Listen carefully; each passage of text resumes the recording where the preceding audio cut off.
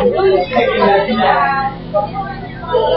guys, and we are here at the Yogurt Nation. This is my second video vlog for today, and we're trying out the yogurt.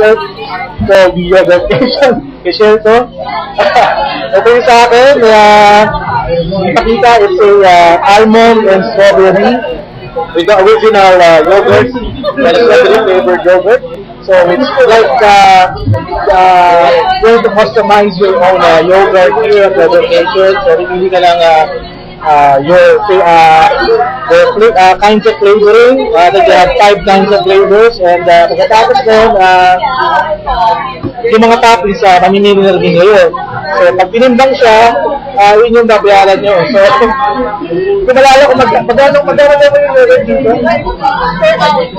23 pesos per ounce. So depende dun sa makuha mong laki with this size. Kasi is 200 plus pag napuno mo siya. So